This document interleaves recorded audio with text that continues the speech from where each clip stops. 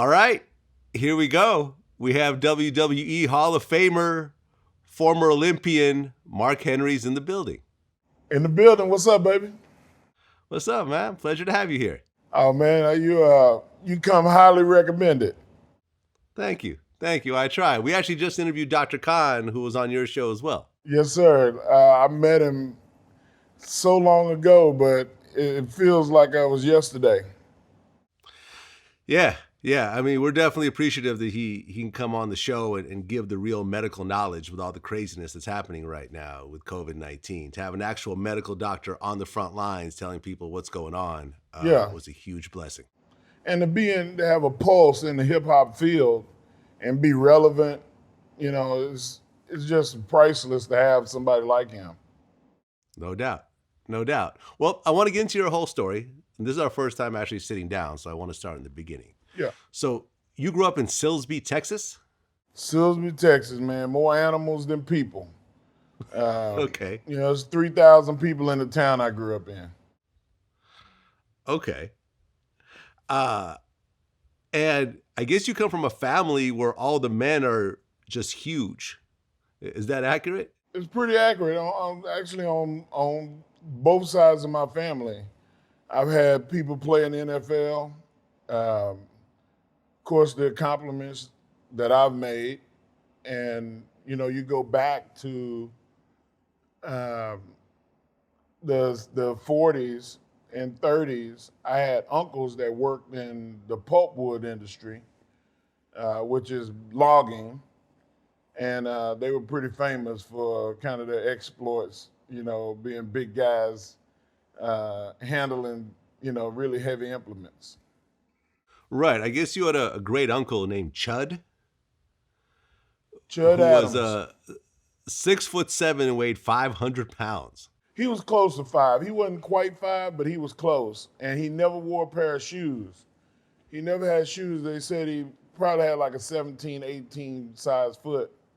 He never had a pair of shoes. He always wore either mocassins, which was basically his foot covered in leather and they, laced it around, or he would, just walk around barefoot. Okay. Now, you yourself, by the time you were in fourth grade, you were 5'5" and weighed 225 pounds. Yeah. And That's crazy. 225 in the fourth grade. yeah, and I got a son right now that's 6 feet tall and 230 pounds, and he's in eighth grade. Okay. What was it like to just interact with kids when you were like 3 times their size? You know what? I got a lot of back then.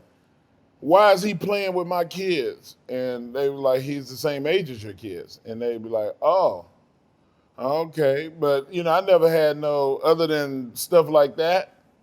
I never had no problems because everybody knew who I was. Everybody knew my family, and they were very aware that where I came from. Okay. I mean, most kids get into fights throughout elementary school, junior high, high school. Was anyone actually willing to fight you when you were in school? You know what? I had a couple of scrapes, but not very many. I grew up with Debo in my house. My brother was the real live Debo, so everybody was afraid that if they, mess with me, that my brother was going to kick their ass. And then it got to the point to where probably got in the seventh grade, and he was like, "Look, man, you got to fight your own battles."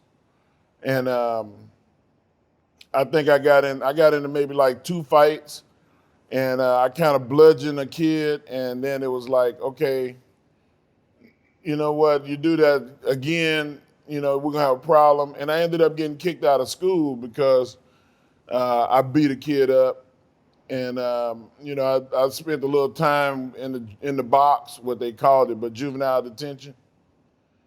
But a lot of that was anger issues.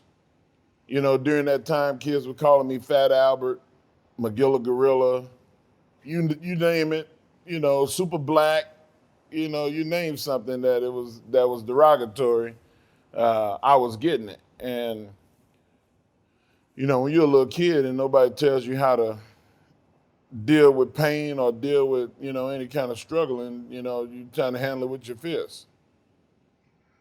Okay, so you actually got expelled from school from fighting? Yeah, a couple of times. And the last straw, um, it spilled out after we got out of school. I got off the bus, and a kid was waiting on me to hit me with a stick. And, I kind of rubbed his face in the ground, and it didn't come across like I was in danger. I mean, he the one had a stick. He just, swung and missed. And that's usually how most fights end. You swing, you miss, you get caught. And now I'm the bad guy. So, at that point it was like, you're no longer welcome, in school. You got to do alternative school. And I was already a bad student because I was an undiagnosed dyslexic. And,